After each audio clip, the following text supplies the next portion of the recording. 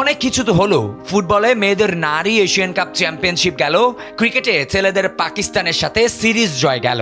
এখন পালা হামজা শমীদদের। মার্চেই খেলা দুই কঠিন প্রতিপক্ষের সাথে, প্রথমে ভিয়েতনাম, এরপর শক্তিশালী সিঙ্গাপুর।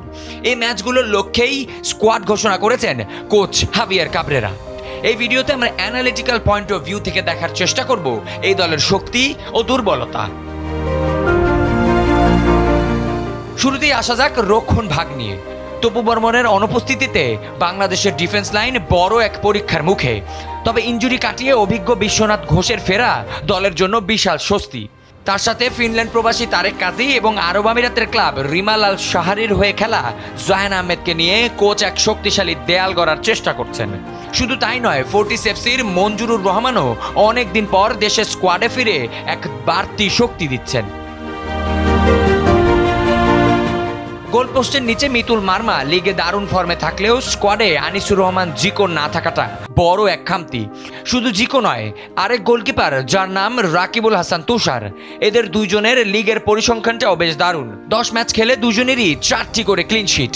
কিন্তু এদের জায়গায়, বিশেষ করে জিকোর জায়গায় যাকে নেওয়া হয়েছে মেহেদী হাসান শ্রাবণ, তার পরিসংখ্যান দেখলে কপালে চিন্তার ভাঁজ পড়তে বাধ্য আপনার। এই গোলকিপার বসুন্ধরা কিংসের হয়ে খেলেছেন কেবল একটি ম্যাচ, যেখানে জিকো খেলেছেন 10টিতেই। মাঝমাঠে হয়তো সবচেয়ে বেশি শক্তিশালী বাংলাদেশ। হামজা শমীদদের মতো তারকা ঘেঁষা এই স্কোয়াডে দর্শকরা সবচেয়ে বেশি আশা রাখতে পারে এই পজিশনটাতেই। কিন্তু মিডফিল্ডে সবচেয়ে বড় খবর হলো কিউবা মিচেলসের বাদ পড়া। যে প্লেয়ার নিয়মিত ইংল্যান্ডের মাটিতে প্রতিযোগিতামূলক ফুটবল খেলে যাচ্ছেন, তাকে না নেওয়াটা সবাইকেই অবাক করেছে। আক্রমণ ভাগে ফয়সাল আহমেদ ফাহিম লিগের সর্বোচ্চ গোলদাতাদের তালিকায় থেকে জানান দিচ্ছেন নিজের ফর্মের কথা। তার সাথে তরুণ মিরাজুল ইসলাম ও ইটালিতে খেলা ফাহমিদুল ইসলামের অন্তর্ভুক্তি কোচকে বিকল্প অনেক পথ খুলে দিচ্ছে।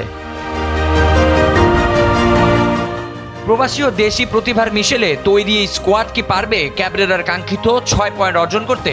উত্তর মিলবে মাঠের লড়াইয়ে। আবিয়াদ ইত্তেসাম, সময়ের আলো।